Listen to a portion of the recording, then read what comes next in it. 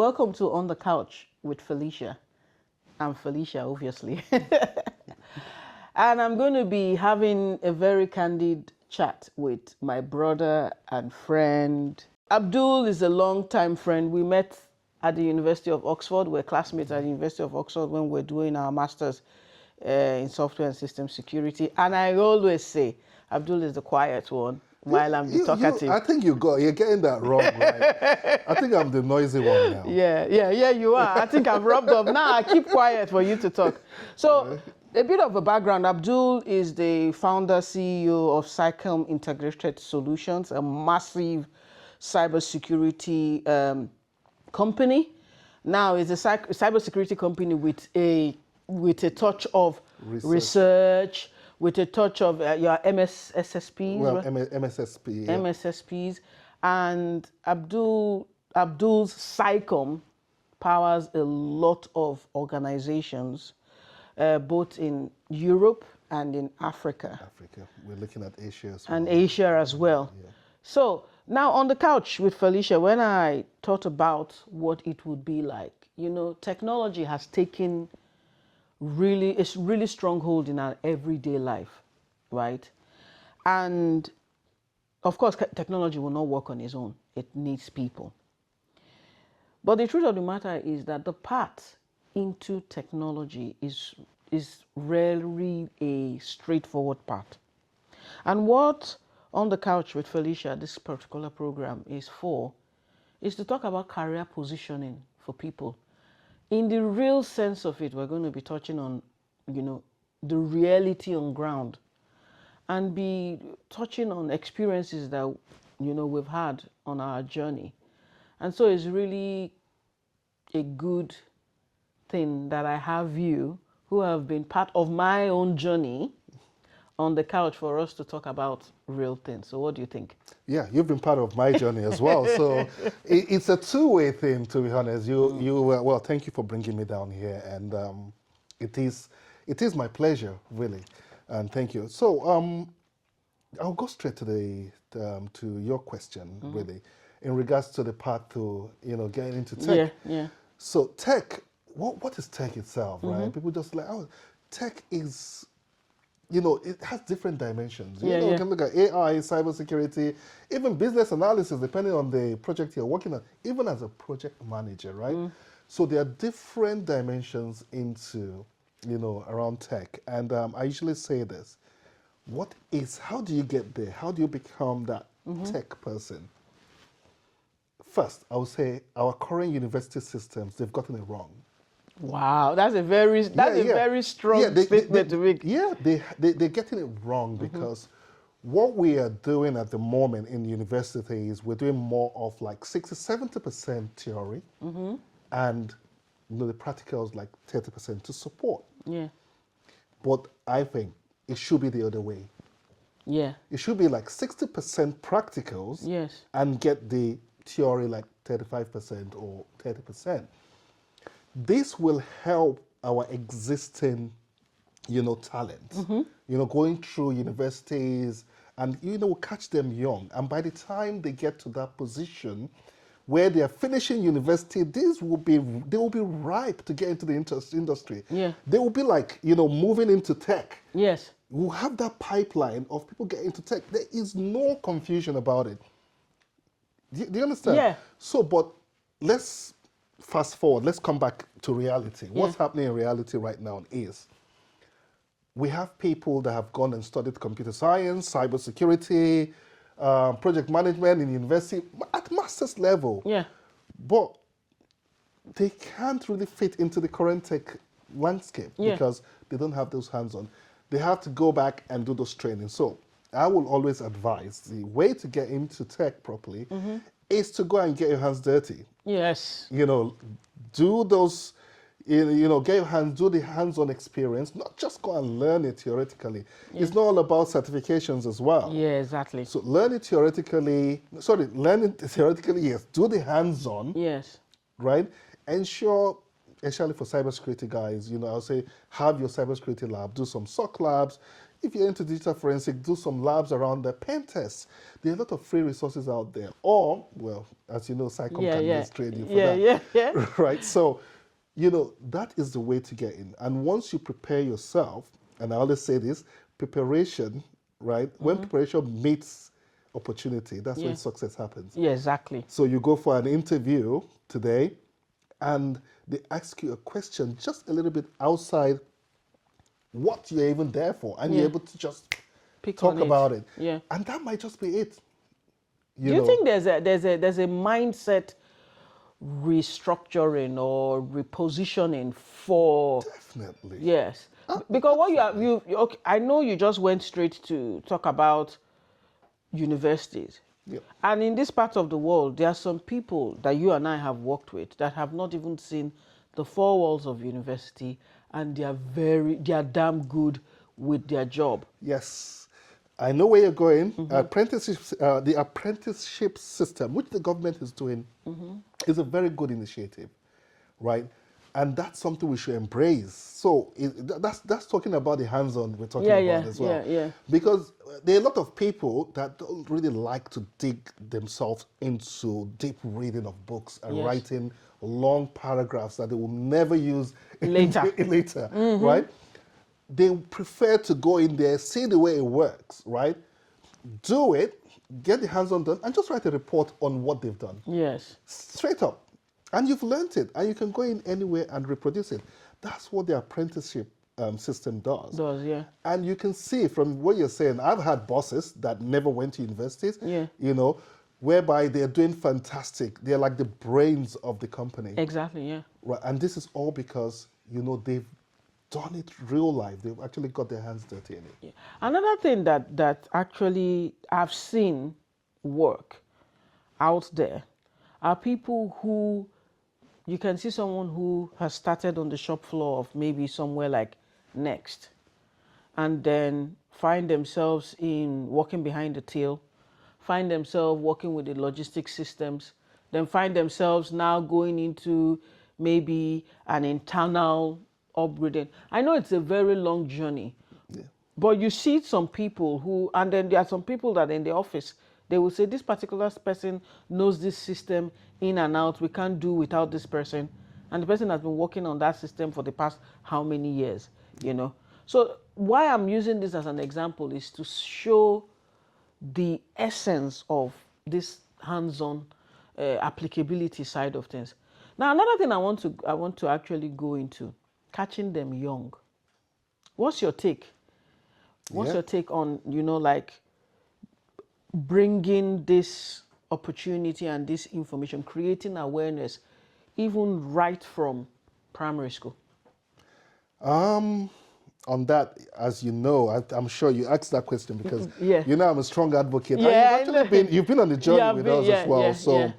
And an example is with the Nigerian community in Leeds. In Leeds, we did something like that, and we went with I think these were I can't remember. They were primary school children. Primary school children, but within the community. So what did we do? We're actually teaching them, this cybersecurity thing. Yes. It's to start catching them young is really important, because a lot of us didn't have that opportunity. Yes. And what am I saying? In fact, even when I was doing my master's, I was still thinking, which part of cybersecurity am I going into? Right, but some people already know what in fact, they've specialized in it from a very young age, and they're doing it. And guess what? If they do it 100 times, they will get it 99 times. Yes. Because they've just done it. They've practiced that one kick, right, 100 times. Compared to you, looking at different areas, and at the end of the day, so catching them young is very important, which is why from, primary school, you introduce them to particular subject tech areas. Secondary school, you start, giving them that broad tech information.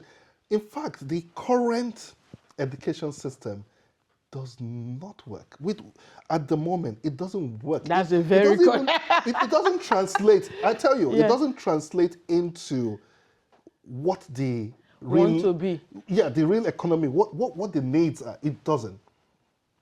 Because we have people that go to study, you do geography, you do this and that. Yes, it's good to have all those domain knowledge, but you should get to a point whereby you start comparing to see what does the industry need, right? And you bring that and compare it and say, oh, this is what and this curriculum needs to be changing because look at what happened. Yes. The last 2-3 years, AI came in, right? Academics fought it.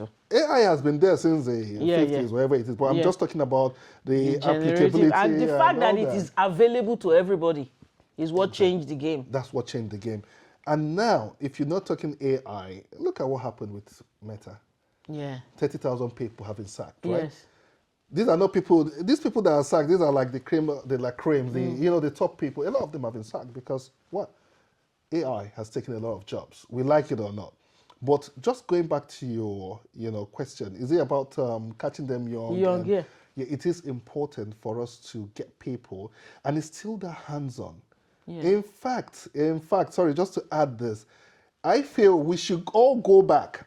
Our children, they should be doing apprenticeship style schooling. Yes. Because that is the only thing that AI cannot take. Apprenticeship style schooling, yeah. Yeah. From the onset. From the onset. Yeah. China is doing it. Really? I've not really China been... is doing it. A lot of people, why do you think they have the mass production? How are they able to do mass production? Even up to perfection, right? You see a lot of the things. Look at your homes, right? These people doing those mass production, they have been doing it right from time. That's why they have the masses, a lot of people to be able to produce, the to kind satisfy of the world. yeah. It's not that Nigeria or India cannot do that, but if you don't train your people to be able to produce those things, Now, speaking, let me even touch something now. The concept of a technology dad. Now, you are a proper technology dad in the sense that you are working in technology, and you have children, who interact with technology. Do you think it's harder because of the knowledge that you know about technology to parent in this stage? Because sometimes, oblivion, if you don't have an idea, you might not never know. Do you understand? But we are aware. We have this awareness. Yes. And so the problem of technology dad, because if, for instance, Minecraft have been hacked, you would know, and your kids might be Minecraft players.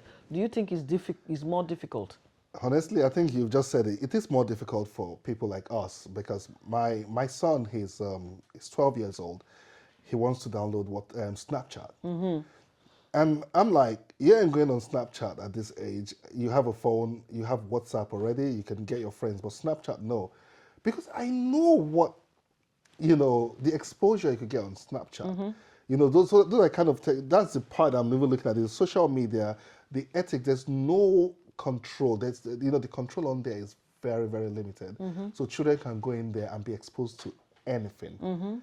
So that's one bit. The other bit of understanding how their data is going to be used ethically and all that, that's another concern as well, right? So, but yes, it is harder for us because we know, and when we tell the children, we don't want you to do it, and they tell, oh, all my children, all my friends have Snapchat, they have Instagram, they have this and that. I'm the only one in my class that doesn't have Snapchat. And I'm like, don't worry, you understand. Just be patient with me, right? When it's time for you to have these things, I will let you know. Do you think that's a good opportunity to also convert the child into a career that looks into this kind of things? I would say no, because the children don't really understand why you're doing what you're doing. They feel you're being strict, right? Yes, it could be an opportunity. I try to make them understand, but it's like you need to give them those things, right? Then So it is difficult. So going back to your first question, it is actually difficult. It's challenging for us, the technology dads, to be able to get our children to do what we want them to do, to be safe, because they see what what they currently see in the world is, they believe that is what is normal, right? My dad is just one abnormal person. That's what they say. It's just, no, my dad is just too strict, unnecessarily too strict. But later they will understand why. But for now, yeah, but I'm trying, I try to get them to understand, I get them to use AI, You know, Oh, yeah, to yeah, start, okay. getting them into AI to use it to answer questions, you know. And I'll give you an example. My son actually wrote a report from school, right? And he wrote the report, he put it on AI, and got the report a lot more formatted. Then came back, looked at it, and he sent it as a letter to me. And when I was reading it, I was saying to myself, no, he didn't write this himself, right? Because it was like me writing. Whoa. Yeah, it was like me writing, and he was talking about the reflection was so accurate, but he passed the message he needed to pass. Yeah. That is where we're getting to now. It's not about you proving that you're smarter than AI. It's about how do you use AI to do what you were doing, to do it a lot better than how you would do it yourself. And I think we need to learn from all this, especially from the point of, I know I asked that question and you'll be saying, how does it link to your career positioning? I think it's something that is very clear, because as you are working in tech and you have children, right, you would be, there's no way you won't bring the office home. What do I mean by bring the office? The knowledge that you have already, right, about these things, you're bringing it home, and you're interacting with the children, you know. And then another thing is, I think people also need to know that it's not that easy. It's not a rosy kind of journey, not to discourage, but you are a parent working in a fast-paced industry, Yeah. and you still have to be a dad, and you still have to be a worker. One thing I want to also talk about is, you know, things happen. You know, the world can throw something to you that you did not expect. And I'm going to speak to you now as a man, Yeah. right? There were situations in time past when work was not looking the way work is meant to look, especially from those days that you used to consult. You know, consulting is more like you get this contract, you do your consulting, you get another contract, and there are usually gaps. Okay? How did you manage those turbulent periods where you are out of work and you have a family to take care of? You have a wife. Thank God you have an understanding wife, because I know her, you know. So how did you manage it so that other men can also pick? Because it's all part of, it can scramble your head when you're trying to position yourself for career. Yeah. So what would be your advice for such I things? think this is the same, is a normal, it doesn't now really matter if you're a man or a woman. Yeah, okay. Right. This is a challenge entrepreneurs face, because an entrepreneur he has a very good idea, he wants to take it out there. He needs to spend time on that idea and take it out there, probably either during the 9 to 5 period and outside 9 to 5 period. Most of them work towards that. And what happens is you find yourself at the point you're not doing 9 to 5 anymore, because you believe in what you're doing. So now for myself, what I did was, first I fell back on savings, right? I did had some savings. I had quite a number of digital assets that I had, all that, you know, making some money for me and all that. I had some investments, right? So yes, I sold some, you know, tried to keep myself going. But my bedrock, right, is God. But my wife, honestly, if your partner does not support you, you cannot do it. Shout out to the women. Honestly, Shout out to the women. if your partner does not, if she does, either a man or if your partner does not support your goal, doesn't see the vision, right? Yes. You won't achieve it. You will just end up being frustrated. So what might happen is you just feel like, oh, she's not supporting. You're not really motivated. You go back to 9 to 5. Right? And then continue. Then one day you now come back again. You keep going to that virtual cycle, you keep going, you know, in and out, in and out, in and out, and you won't achieve that. But if your partner, right, family, let me put it that way, supports you, you know, emotionally, financially, what other this thing, right? Emotionally, financially, psychologically. Psychologically, right? Honestly, if they support you and look at you, and my wife looks at me and tell me, I know what you're doing, and I believe in what you're doing. I know this is just, you know, some downtime now, but we're gonna get there. And I think that what you've said now is powerful, right? Because, you know, and it cut both ways, both for women and for men, because there's no straightforward answer, especially in this career path. There's in career path, whether in tech or anything, and exactly. So the thing I'm trying to bring out here now is we all need support. We need, yep. Both the ones that are married and the ones that are not married, yeah. We all need support, especially when we are trying to get to the promised land, which is the career that we're trying to choose. Yep. Now, another thing I wanted to find out. So I'll build a scenario. Someone who has, come in to the UK, because that's where we are now. Let me use that as an example. Done very well from the country that they've come from, maybe Ghana, for instance. Done absolutely well in Ghana, made the decision to come in here. And they come in here and they are hit with the shock and everything. I'm talking about men, right? Okay. They hit the shock and everything. Sometimes it's difficult. You get your brains all scrambled up, right? What would be, if, for instance, the person is your brother and you want to advise the person, what would be your candid advice to that person on how they can pick themselves up and reposition themselves from a career perspective? Okay, good. That's a very good... I know you see it all the time. I see it all the time. Yeah. And what I usually say is, when you come into this country, you have to be fluid. You have to be water. And when I say that, it just means that, right? Don't say, oh, I'm bent that I have to. Maybe I'm a civil engineer in Nigeria, right, or in Ghana. Yeah. This is what I do, and you hit the ground here, and you expect to get a civil engineering job tomorrow. You might. I'm not saying you can't. I'm not saying. But in most cases, most people have seen it's not happened. You need to go back, right? Face reality, right? Get yourself. So, part of getting yourself settled is look for something to keep you going, keep you alive, to keep your dignity. I mean, roof over your head. Even if it's one room, eat food, right? You need to look for something. What in my own case? What did I do?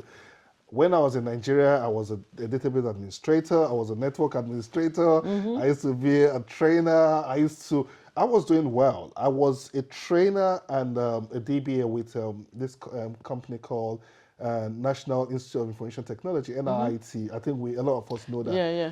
So I used to be that, talking about 2002 to 2004, right? So I was doing well. And when I got here, my thinking was, if I just get here, I'm just going to get a DBA job. I had all the certifications.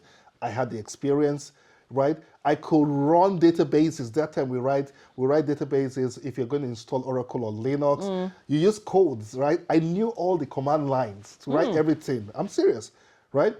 And I was so full of myself that when I get here, come on, which company? If you ask me the question, I didn't even get an interview. Come on, I came in as a student, right? Yeah. So is it the 20 hours? So I go for interviews and they just can't give you that opportunity because they're full-time staff, right? So the reality, that shock you called, I got that shock. What did I end up doing? I went to do cybersecurity without the cyber. Sorry, I went to do security without the cyber. Yeah, you only say that. So I did security without the cyber. Well, you learned a skill, that security. Physical security, right? So I did that, and went on to. I did a lot of other jobs, and all these jobs was to keep me going. I needed to finish school. I needed to do quite a lot of things, but I knew where my end goal was. Yes. My end goal is to get into that place where I can, sit down and get the ideal job. But I'm not saying because I'm not getting it that time, I have to stay there. Then that's where people get to break down. I tell you that emotionally, because the moment you're running out of pocket, money-wise, you start when those things are lacking. Your partners, people start getting frustrated around you. You're not doing a lot. You're not doing enough to support. They feel you can do a lot more, right? They understand the system. They say, stop looking for that civil engineering job for now. Just get something to keep you going. Right? Yeah. Then be looking for the civil engineering job on the side. At least once money is coming in this country, I think you will be all right. You get. So that's what I would advise. I say just get something, be fluid. Don't just be static and say this is what I must do.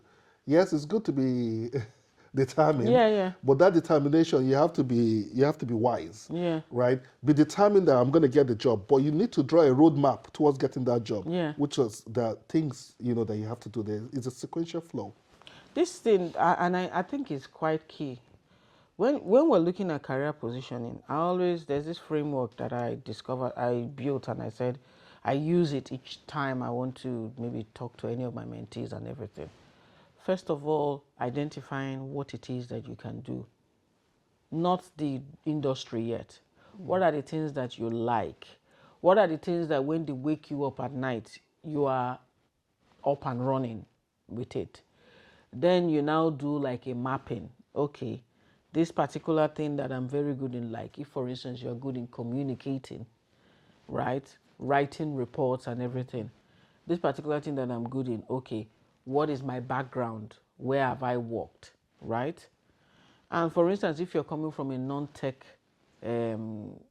place, a non-tech maybe career, you can now start saying, okay, this particular activity I'm doing now, is there an equivalent of it in technology? And then you just know that it's just a domain change that you're doing. For instance, if you were a salesperson and you were selling, let's say, furnitures, right? Or furniture. There's nothing like furniture now. It's furniture, Abi. Yeah. Furniture, anyway. And you were selling furniture. And then you would know the furniture, you know the wood, you know everything about it. And you have already built your sales skills. You now want to come into tech and you say you want to now go and become like a developer when there's technology sales. Do you understand what I mean? And I think that's where a lot of people kind of like miss it. Yeah. You can even be technology sales. If you want to even go into cyber, you can be technology sales for a cyber, what are they calling it, kit, or a cyber service provider. You know. Have you ever come across people that you have advised in that way, or what's your take in those kind of mapping what you are good in into what you want to be? So yeah, thank you for that. Just before I go answer your question, I'm gonna say, when we came, right, we didn't have this opportunity. I feel things are a lot easier now. You think so? Yeah. Okay. I believe things are a lot easier now. When we came, I only knew very few people doing white collar jobs. Yes. And those guys, they kind of just blocked. They won't tell you how they're doing it. They won't bring you in right now. Yeah, information was not easily shared. It wasn't easily shared. Right, you can have one of your friend, you know, he's doing very well. Everybody else that you know around you, they are doing, you know, security, or they are doing something, you know. But with that one collar, that one guy that is doing very well, he's just somewhere, he just caged himself, you know, somewhere. He doesn't interact with everybody. But now, thank God, you know, we're in the era whereby, look at you, right?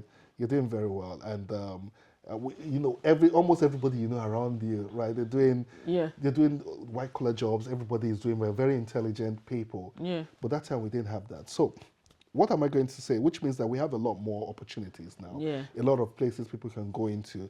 I'm a cybersecurity. I don't call myself specialist, but I'm a cybersecurity. I specialize in cybersecurity. So, most people that I mentor or advise in that case is first to identify where they are, right? What are their skills? What have they been doing, right? Before maybe someone can tell me that, I'm into compliance, or maybe so that I've met people that say, oh, they're doing KYC, right? KYC means know your customer, in the financial services role, right? And I'll be like, okay, yeah, that's a good one. So where you looking to do? I want to get into cybersecurity, right? Straight. I don't tell them go in for pen testing, right? Or these are forensic or anything. Although that KYC requires an investigative sort of role, right? And I look at it and say, okay, what we're going to do here is this is where KYC, tell me what KYC is all about. I don't tell them. They tell me, I'll be like, okay, these are different roles. This is what this role does. This is what this role does. This is what this role does. They can then say, oh, I would like to go into, GRC, governance, risk, and compliance. Most, in fact, 100%, they tell you that, oh, I want to go into GRC, I want to go into risk or something like that. Then I don't tell them go into GRC. Yeah. I tell them, okay, this is a roadmap. Let's draw a roadmap. For you to get into GRC, you need to understand different areas of cybersecurity as well. Yeah. Because a lot of people say GRC is non-technical. Well, we know it is technical, Yeah, because you need to understand technical terms. Yes. Yeah, technical terms to be able to be a good, GRC analyst. So I tell them that, you go through that. So we kind of draw out the roadmap to go through. So same for different areas. I see people that are developers that say, oh, I want to go into cybersecurity. We end up, maybe some of them, well, I want to go into pen testing because they want to automate pen tests. Yeah. They want to do a bit of automation. They want to go into DevSecOps and all that. So you need to understand where you are, like you said, understand where you are, and then that will show clarity of where you want to go to. Do you think that the industry has a role to play in?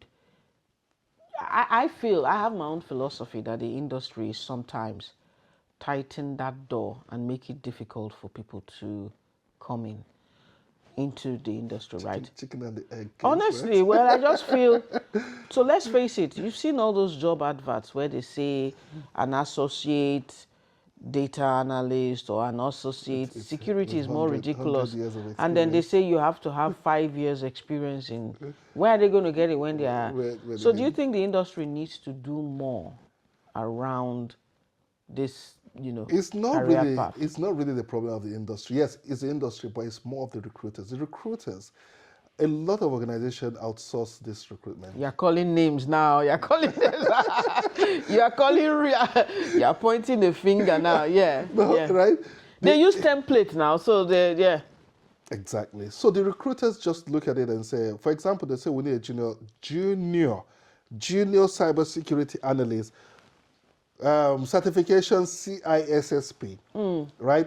5 years of experience and all that. I've seen that a lot, and I ask myself, and what they're asking for, you're looking for junior, and what you're trying to pay for that role is actually for junior. It's not even enough to pay for the certification. Yeah, so when I look at that, I know that, whoever it is put that role out doesn't really know what they're looking for. Yes, they know that they need someone, but they've just put it in there, put a very high barrier because maybe they want to get someone that is very experienced to come and do a junior role, which is not right. So I don't really blame. Well, it could be the industry, it could be the company in particular that will make that mistake, but in most cases, it's the recruiters. Recruiters a lot of them they're not specialists in that domain. So like you said, they just get a template. They tell them if a company comes and meet them, I don't want to call it name of any company, right? Meet them and say, okay, we need 2 junior cybersecurity analysts around the area of GRC or pen testers. What they will do is to go and get that template, build a template, and then because that's how they make money. They send it to a company and say, this is a job description that we've created. Don't worry, we're going to get you someone very good. And they put it out. They put it out there. That's where the people like us, right, will come and look at it and be like, what's this rubbish? And by the time you do the interview and get to that role, you get to find out that you're absolutely doing almost nothing. Yes. Right? It's not what they... or on the contrary, you have a line manager who doesn't want to do anything and is looking for somebody who will do the everything. Whole job. Yes. And that is why they are looking for all those things. I've had an experience before. I don't know where they found, you get headhunted all the time. So not too long ago, I think it was 2 years ago, I was headhunted. I won't call the name of the bank. Quite big and all those kind of stuff. And I said, okay, that's fine. And they were looking for somebody who was going to help them roll out security controls for their AI estates. I said, oh, that's fine. I'm ready. I can speak, because sometimes I test my capabilities, or I test how improved I am by listening to recruiters and get interviewed. Yeah. No, not necessarily that I'm looking to get into that job. You're testing your backup. Yeah, let me just see. If I'm even viable. Yeah. I'm still marketable. Yeah, because I've worked in my current organization for about 11 years. So I didn't hear anything from them. Of course, the location was a little bit away. I didn't hear anything from them. So later on, I got rejected in the role. Oh, I said, okay, that's fine. 1 month later, they called me. Oh, sorry, we are reopening this particular role. I said, why? Okay. Oh, the previous role you applied for was like some ridiculous name, vice president or something like that. We got somebody who was qualified to take that role. Now we are looking for someone who is very enthusiastic, because you don't really have experience in generative AI. So we want to offer you the role because we see that you are enthusiastic. And I asked the recruiter, what do you mean I'm not experienced? I said, this role, yes, I said, this role is this role not about rolling out security controls, right, for your AI estate? I said, yes. I said, okay. Which part? So why are you looking for somebody who's enthusiastic where is a niche area?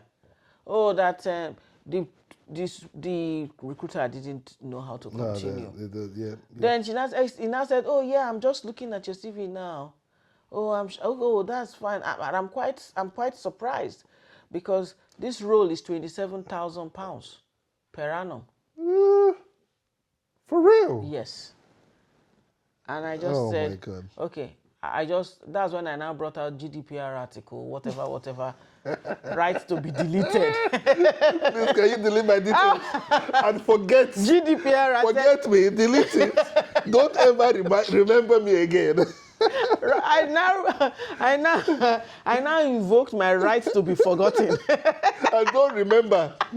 Forget and don't remember. No, but can you actually beat that? So this actually happens, and then you have people who have gone through things and they're not able to get that opportunity. I want to touch on another touchy subject: the issue of certifications. You and I are not against certifications, because if they combine the certifications that you and I have, is enough to feed the planet. So you know that I'm not going against certifications. But this push for certifications, that people now think that they get the certifications, they get a high-profile job, or without the certifications, they can't have a job. How do you bust that myth? Honestly, I encourage certifications as well. And the reason for that is certification gives you visibility. Yes. And you know, in this day and age, visibility is very is important. key. Yeah. Right. You need to be everywhere. You need to shout about what you're doing. You need to talk about what you're doing. People need to know that you are within that domain. Certification helps you to do that, because the names you're tagging, the big names, the ISC squared, the CompTIA, the AC Council, you're tagging big names and you're associating with them. So a lot of us do those trainings, but nobody knows you've done that training. It's the certification that makes people to know that you have done the training. Yeah. So before even a recruiter will reach out to you and say, oh, I know this person that has the certification, most likely they've done the training. So it gives you that visibility. It actually gets you, through the door. But what keeps you in the room? What keeps you in the room? What keeps you in the room? Is that experience. Yes. Right? So the experience is what keeps you knowing how to do the job. That's what keeps the job. Right, it's not the certification. You can get the job, blab through the interview and all that with your certification and all that. And the moment you enter and they ask you a question, you open your mouth. Honestly, from day one, they already know. They've already X'd you. Like, this is living. Probation is no. Right? 3 months. 3 months. They will try. They are just trying that we've already hooked ourselves, but we know that this person is living. Yeah. Right? They start recruiting again. So. I always encourage certification. I've seen people say that, oh, you don't need to do certifications because you don't spend money on certifications. Don't do this. Yes, if you have the connection, if you have someone that can refer you, right? If you have a portfolio that you can, if you're a good salesperson, you don't need certification.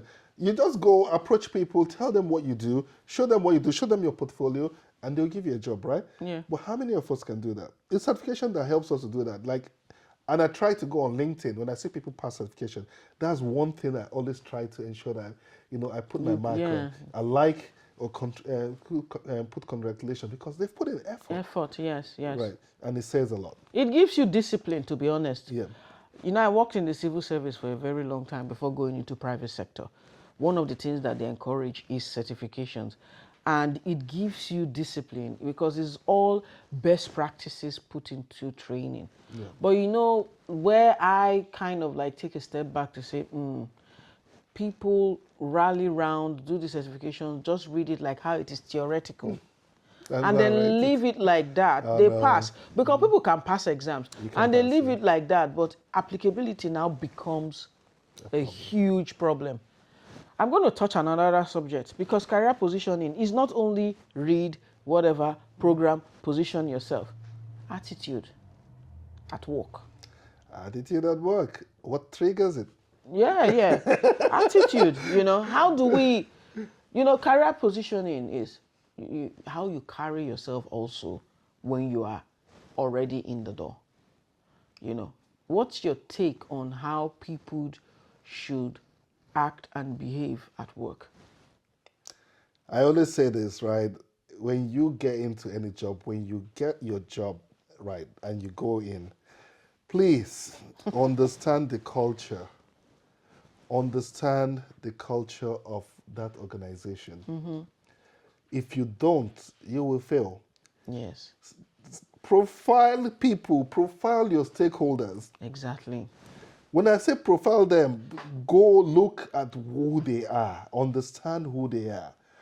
Because every organization you go to, there's politics, right? Some of them, there's bureaucracy, there's a lot of things that would trigger that attitude. A lot of people are nice people, but when you go in there and you have the sense that everybody here doesn't like me, right?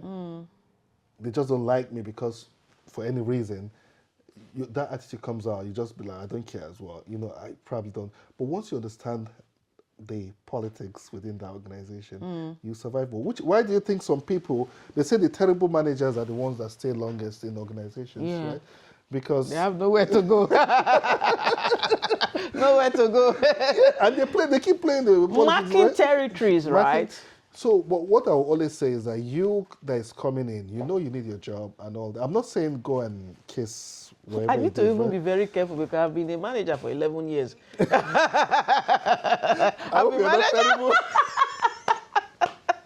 Because it just dawned on me and I said they don't have anywhere to go. I said, So, yeah. What I normally say is that, right, you just need to find that balance. Yeah. From you kissing wherever it is, and you actually being yourself. Yes. Right. At times when you're yourself, right, you just have to be being yourself and just being the best of yourself as well. It's something good. They just know, this person, she doesnn't like to maybe after rush hour, what's it called? Happy hour drinks. Yeah. This person does not go for happy hour drinks. Don't worry. They won't even come to you, but they still respect you. Yeah. Yes. Right. But if you just want to tag along and be doing there are a lot of things. You just need to be yourself. But understand the culture. Culture is not even about what you know this time. It's not even about your experience. It's about the culture. Understanding everybody, who you're working with, understanding the person that doesn't like you, understanding the person that because not everybody that will like you. No, it's not everyone. But you need to know. And don't go there and run your mouth as well and start telling them about the whole. Look, they don't care about your family. They don't care about who died or who is alive, right? They don't. Everybody is just there. They're all there for survival. You get. Even HR, they think they're the nicest people, right? When it gets to redundancy, that's when you know. That's when you know that they, So you have to be very careful what you say, who you keep. You're not not going there to make friends, but. Just be nice. Be good, and do your thing. But no, when you live there, leave everything there. Yeah. I see people that go to work, they take the whole of when they get there, their family will say, oh, how was your weekend? They'll say, oh, I took my dog for a walk, I had a very good... They talk about their dog and you tell them about your mother, your grandmother, your children, how your child broke his leg, and then, and they're like, in their mind, like just shut. But there are some organizations that you have friendship in the office. Like, for instance, I know in your organization, I see when I come in, the few times that I come in, I see you and your staff, and it's like a family. We run things differently. We are a lot more community based. Yeah. So that's a good thing about SciComm. So we are community based. In fact, we don't just extend that sort of support within the organization. We extend it to the whole full community, to our students as well, right? In the sense that they're free to walk in, they're free to come into the office, they're free to, we make them feel at home. And this is for real because we're trying to support them to get somewhere. And for us to be able to do that, we need to get them to feel free. We need to get to know them. So we are more supportive. But a lot of organizations are corporate. The corporate, and it's the money first. It's the money first. The manager looks at you and be like, okay, what value are you bringing? You're not bringing any value. Okay, okay. They start looking at, okay, plan and all that, and they're looking for a way to get you out of the company. So, yeah. Okay. So I'm hoping that some of the stuff that we have discussed today has really gone a long way to encourage, to position, to make you at least see yourself in the journey. Because the journey into any career, especially into technology, like I say, there's no hard and fast road. You have to put in the work. Yeah. You have to be resilient. And then you also have to have focus. You have to be fluid. Yeah, and you have to be fluid. Yeah.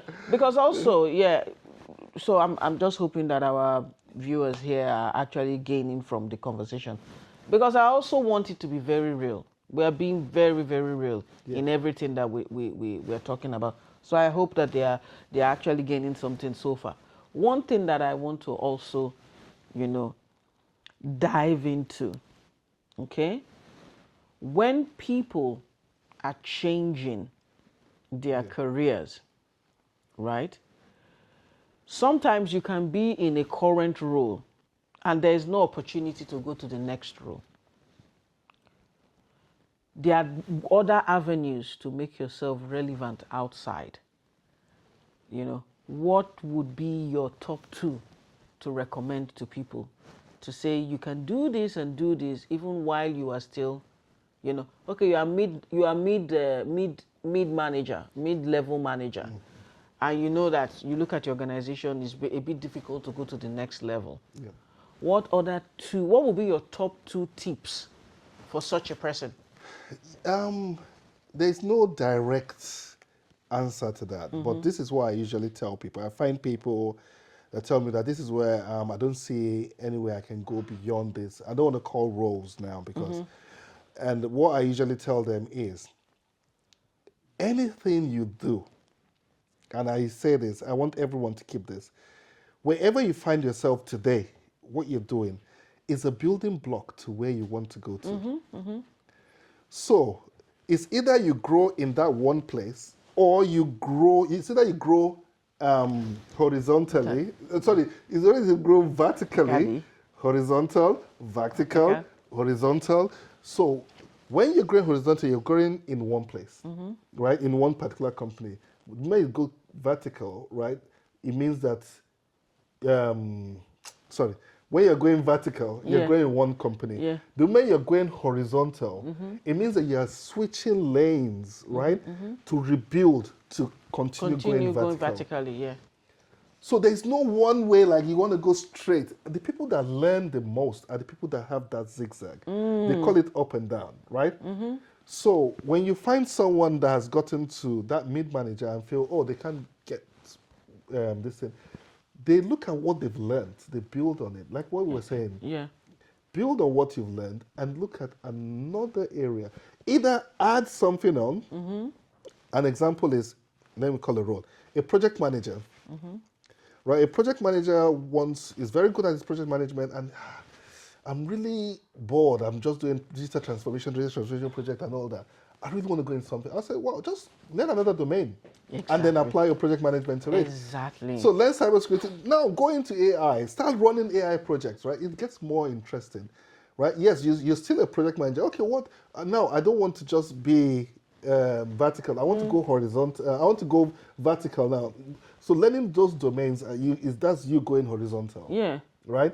Now, trying to continue going up again, what do I want to do? I want to become a product manager, right? Or I want to become a program manager, Yeah. right? Or I want to become, you start thinking about what's the next step, right? I want to start going into directorship roles. I want to become a non-executive director because now I understand, I want to go into senior leadership. Yes. I want to understand how businesses work. Now, I don't want to be doing those detailed things. No, I want to see organization holistically and be able to move them to the next level. That's my next role. So, how do I get there? That's where the question, how do I get there? Then you now start preparing. You start getting mentors, right? Yes. Start talking to people, start, writing the whatever certifications, start building. You have to build those skills to be able to get to where you're Above, I mean, that's a fantastic description of a real life scenario. Because sometimes people get frustrated and we're not facing reality here. And in a nutshell, what you have just said is if you're not going upwards and you are stuck in a particular role in an organization, take your capabilities outside of outside of the status quo. Identify niche areas. You know, people, if you are doing a routine work, people want to always continue to do that routine work. But identify niche areas and niche domains that you can do. And I think the program manager, project manager example is quite key. Yeah. Finally, do you think that, I know we're talking career positioning, but I just want to throw this in. Do you think that AI is going to replace everybody's work? Not replace everybody, but if, I think this is known, if you are among those that don't know how to use AI, right, or how to make AI work, right, then you get replaced, right? And there are some jobs that are non-replaceable by AI, which are more very, when we get to AGI, then those will take over. Don't even, Right? see, I mean, don't even mention AGI now because, but you will mention it because it's all AI It's anyway. all AI, right? But for now, there are a couple of jobs that, they won't be taking. And this, you'll be surprised, most of these jobs that AI cannot take, a lot of them are more mid-low level jobs, right? But the senior level jobs, report writing, report executive decisions and all those things, right? A lot of them will be replaced by AI. Are you saying that AI will be making decisions for us? Decision making. It's not making decision already. It's making decision now, but it will not replace CEO. Yes, it will. It will. What am I even saying? They have virtual CEOs, isn't it? So it will, because tell me what the CEO is doing. Wow. Tell me. A CEO looks at, okay, I look at the report. I think about 10 different verticals around that report. How can we, scale with this? What can we do with this? What can we do with this? AI will probably look at 100 different ones. Yes, maybe 50 of them will not be really related to you, but by the time you go through that, a CEO will just have to go through and say, okay, I've thought about these 10, but these other ones, are they really relevant? But you might even find something, a better thinking than what you are thinking that will help you explore. So I'm not saying it will replace you, because you still need business people to start businesses. But if the CEO knows how to use AI, then it's not replaceable. I think it's quite key. What you've mentioned is very true, Abdul. But look at what, sorry to cut in again. No, go ahead. I mentioned Meta earlier. And that's the recent, I think that's probably the highest. 30,000. We have a lot of Indian people that are out of jobs now. 30,000, a lot of highly skilled software developers, right? And do you know what they're doing? They sack those highly skilled people, and they're getting mid-level and low-level employees that can use AI. Really? So instead of paying someone 200 grand to do the job, they know AI can do this job, right? They just need someone that understands AI to do it. They will pay someone 80 grand to do the job. And that person, that 80 grand the person is going to value that 80 grand a lot more, because he's just a mid-level or a Then what will happen engineer. when they are in 5 years' time? They are no longer mid-level. They get rid. Well, we'll find out. We'll find out. But that's what's happening now. So a lot of organizations, they are rethinking. They're thinking, oh, we're paying people too much. We've invested so much in tools now. We need people that can use those tools. right? Look at Copilot now. Copilot has come into organizations. Organizations are now saying, use Copilot. We know you're using AI, right? Use Copilot. So no matter how fancy your report looks, they know that, yes, you've used Copilot. Okay. They can't praise you beyond you've used Copilot, but your thinking goes into it, your reporting goes into it, right? And all that. So organizations know that we use AI, but when will they start calling that shot and start saying, we want to save money?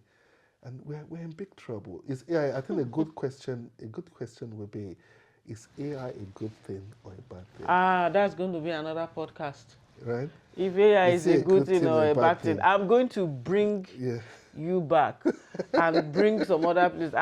You know what I'm going to do? I'm going to bring you back. We're going to talk about, is AI a good thing or a bad thing? Yeah. But, you know, I mean, it's been a fantastic time. I know there was one thing I wanted to talk about that you probably were praying that I would not say, but I'm going to say it now. Because you have many faces. Okay. You have many faces, CEO, you sponsor a lot of people in Africa for their certifications, which is a massive thumbs up to you, because you have seen the products of your SciComm scholars and SciComm Academy is amazing, and the fact that you're passionate about Africa.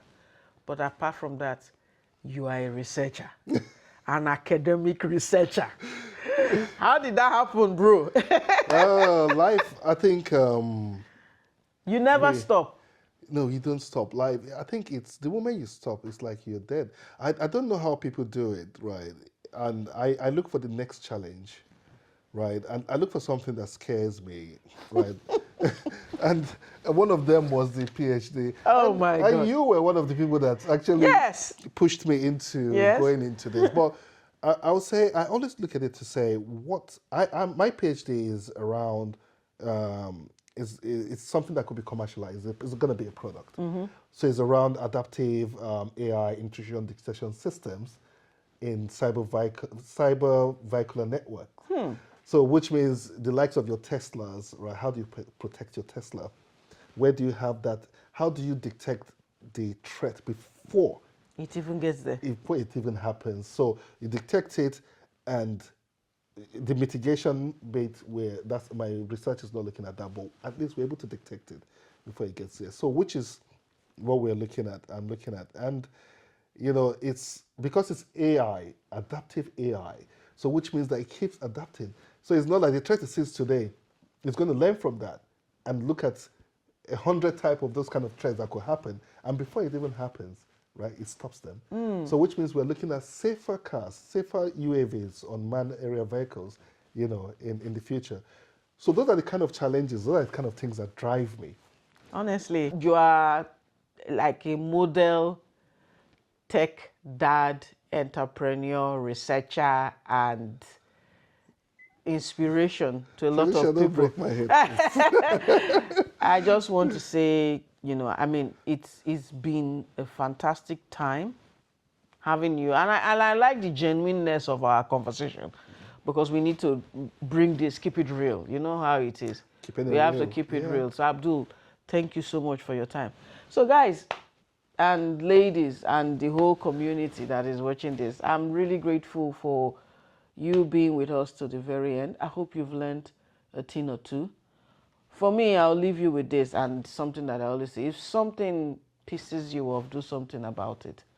I'm passionate about people positioning themselves. So see you next time.